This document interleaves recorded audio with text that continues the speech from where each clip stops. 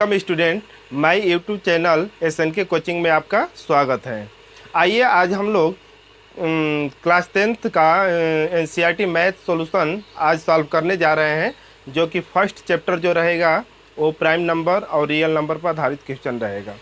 चलिए इसका basic introduction पहले समझ लिया जाता है और चलिए हम लोग देख लेते हैं इसे अच्छी तरह से।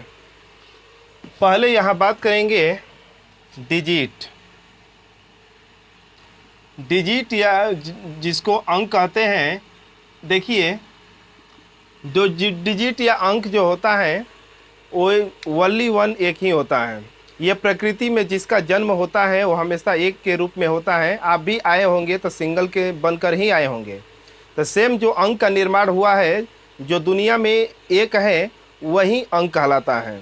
जैसे कि यहाँ बात करेंगे, देखिए 0 1 2 3 4 5 6 7 8 9, ये जो 0 से लेकर 9 तक जो डिजिट है वही क्या कहलाते हैं, अंक। ये इसमें देखा जाएगा सबसे लार्जेस्ट डिजिट के बारे में बात करेंगे तो 9 है, और स्मॉलेस्ट डिजिट के बारे में बात करेंगे तो 1 है। तो आप लोग को जैसे छोटे क्लास में आप लोग पढ़े थे कि 2 अंकों की सबसे बड़ी संख्या बतलाइए, 2 अंकों की सबसे छोटी संख्या बतलाइए।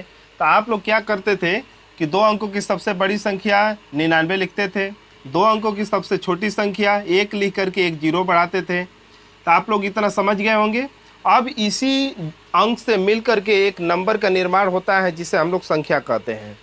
अब चलिए देखिए, नंबर जो होता है, नंबर अर्थात संख्या जो होती है, इसी नंबर के हेर फेर से बनती हैं। अब ये पोजीशन अपना देखती है कि मैं कौन सा पोजीशन या प्लेस पर हूँ। अब जिस पोजीशन या प्लेस होता है उसका वैल्यू अलग हो जाता है, आप लोग जानते होंगे। चलिए देखते हैं कैसे। अब यहाँ पर देखेंगे कोई नंबर मान लेते हैं कि 234 है। तो आप लोग इसे 4 को 100 नहीं बोल सकते हैं, 4 को यूनिट बोलेंगे। 4 को 100 नहीं बोल सकते हैं, 4 को यूनिट बोलेंगे। अर्थात क्यों? क्योंकि इसका प्लेस जो है यूनिट स्थान पर है। इकाई जिसे आप लोग कहते हैं, इसे इकाई, इसे दहाई, इसे सैकड़ा, इस स्थिति में आप लोग बोलते हैं।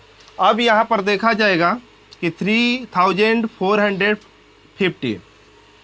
अब 5 को हम लोग 1000 नहीं बोल सकते हैं, 4 को हम लोग यूनिट नहीं बोल सकते हैं, क्योंकि इसका प्लेस जो है डिफरेंट है। होप आप लोग इतना समझ गए होंगे नंबर के बारे में। अब यहाँ पर हम लोग समझते हैं कि नंबर जो होता है वो कितने भागों में होता है। चलिए देखते हैं। अब यहाँ पर नंबर को हम लोग 2 पार्ट में डिवाइड कर कर देखते हैं।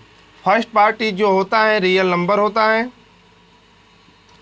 रियल नंबर होता है जिसे हम लोग वास्तविक संख्या के नाम से जानते हैं।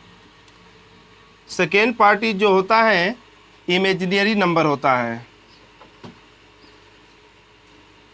नंबर होता है जिसे हम लोग काल्पनिक संख्या के नाम से जानते हैं, काल्पनिक संख्या के नाम से जानते हैं। अब देखिए इसका नाम ही है रियल नंबर, वास्तविक संख्या, जिसे हम लोग वास्तव में रियल नंबर पर क्या करते हैं, डिनोट करते हैं।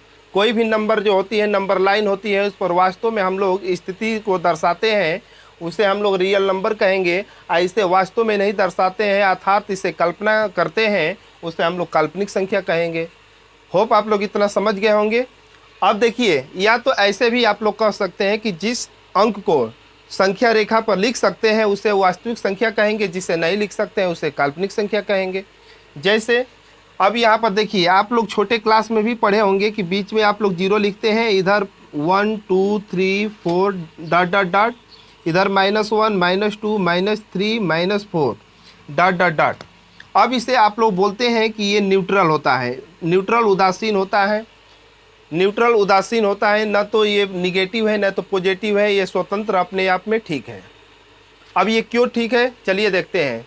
0 का वैल्यू कुछ नहीं होता है, नहीं के स्थान पर 0 को लिखा जाता है, क्योंकि सटीक स्थिति को डिनोट करने लगता है।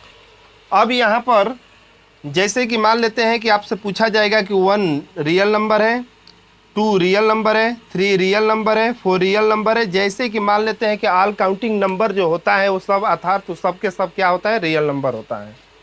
अब यहाँ पर देखा जाएगा कि -1, -2, -3, -4 सब के सब क्या होता है, रियल नंबर होता है।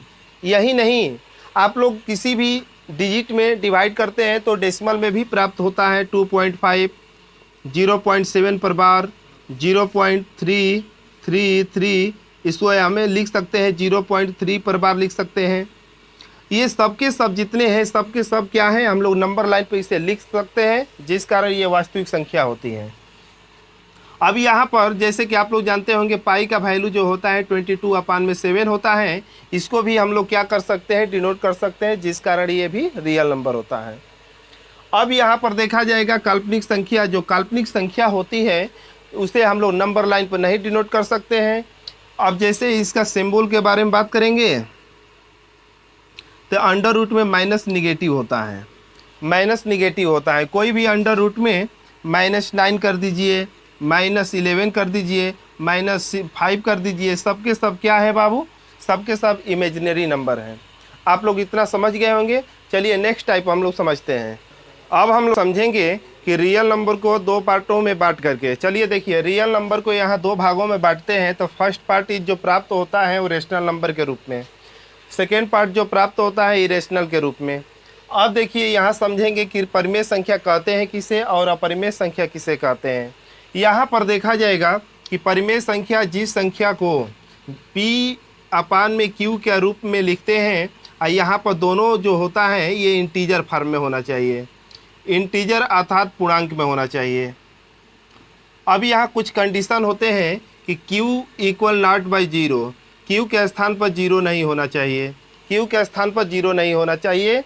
अब यहाँ पर ये कंडीशन फॉलो जो करता है ये परिमेय संख्या के अंतर्गत आता है। अब यहाँ पर देखेंगे ऑल काउंटिंग नंबर, गिनती की सारी संख्याएं जो होती हैं, गिनती की सारी संख्याएं क्या कहलाती हैं, rational number. All counting number is the called rational number.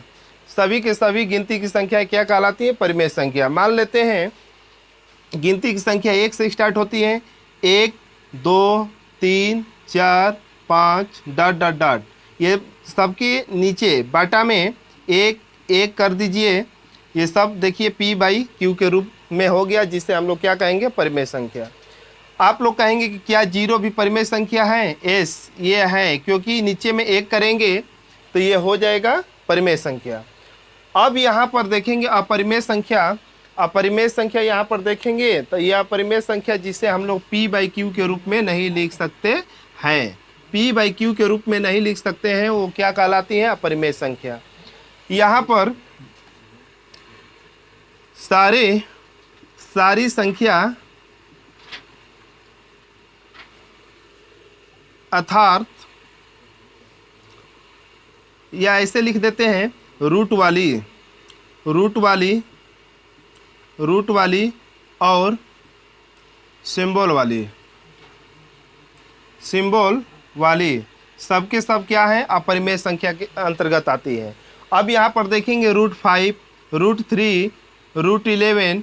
अब ये सबके सब क्या है, ये देखिए रूट के अंतर्गत है, सबके सब क्या है, अपरिमेय संख्या है। लेकिन यहाँ पर देखा जाएगा कि √25, अब ये अपरिमेय संख्या के अंतर्गत नहीं आएगा, क्योंकि √25 का वैल्यू जो होता है 5 होता है। 5 देखिए ये चला गया काउंटिंग नंबर के अंतर्गत, जिस कारण से ये रेशनल नंबर की श्रेणी में आ जाएगा। अब यहाँ पर देखेंगे सिंबल क्या होता है, कोई प्रतीक होता है। जैसे मान लेते हैं कि पाई क्या है, ये अपरिमेय संख्या है, लेकिन इसका जो वैल्यू आता है, पाई का वैल्यू होता है 22/7। ये जो वैल्यू है, वैल्यू अपने आप में क्या है, रेशनल है। अब यहाँ पर देखेंगे कैपिटल G का वैल्यू जो होता है 6.67 × 10⁻11 न्यूटन मीटर पर सेकेंड स्क्वायर अपान में न्यूटन स्क्वायर या केजी स्क्वायर होता है। ये जो होता है कैपिटल G का वैल्यू होता है।